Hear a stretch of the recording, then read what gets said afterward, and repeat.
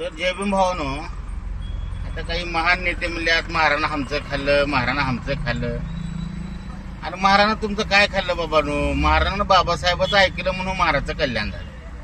महाराणा बाबासाहेबाचं ऐकलं, परडी फेकून दिली. महाराणा बाबासाहेबाचं ऐकलं, ते कुटुंब फेकून दिला. महाराणा बाबासाहेबाचं ऐकलं, अंधश्रद्धा फेकून दिली. आणि तुम्ही बाबासाहेबाचं ऐकलं नाही. महाराणा बाबासाहेबाचं ऐकलं, हातात पेन घेतला. तुम्ही बाबासाहेबाच्या विरोधात गेला, हातात परडी घेतली.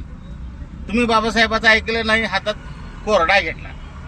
तुम्ही बाबासाहेबाचं ऐकलं नाही, तुम्ही पोचामा झालो. आता त्याच्यामध्ये महाराजची काय चूक आहे? महाराज तुम्हाला ते हो म्हटलं का? तुम्ही स्वतः झाले.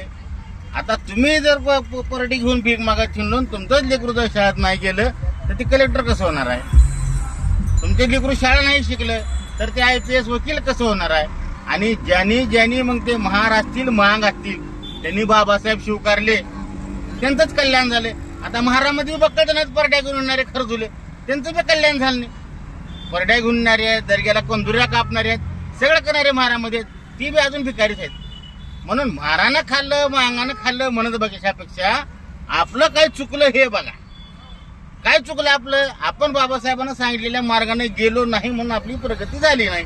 अजून मी सांगतो, तुम्ही किती बी जरी भांडणं केलं तर तुम्हाला बाबासाहेबांच्या मार्गाने जावं लागल, शिकावं लागल, संघटित व्हावं लागल, संघर्ष करावा लागल. ह्यानं खाल्लं त्यानं खाल्लं म्हणून रडून भागणार नाही, लक्षात घ्या. आणि त्या RSSच्या नादाला लागून स्वतःचं वाटोळ करून घेऊ नका. तुम्हाला 13% मैदान असताना जर तुम्ही खाऊ शकलो नाही तर 3% काय खाणार आहोत? आणि ते काही एकट्या जातीला मिळणार नाही 3% बी. त्याच्यामध्ये बी 58 जातीचे 4 तुकडे केले जातील. म्हणजे एका गटामध्ये अजून 13 जाती येतील. पुन्हा अजून त्या 13 लोकांना खाल्लं म्हणून भांडणार आहोत का? त्याच्यापेक्षा शिका, विद्वान व्हा आणि मिळवा हक्क. असं लोक दुसऱ्याच्या नावानं रडून भागत नाही. कळलं तर घ्या, नाहीतर अजून तसंच परड्या घेऊन येणार. जय भीम, जय भारत.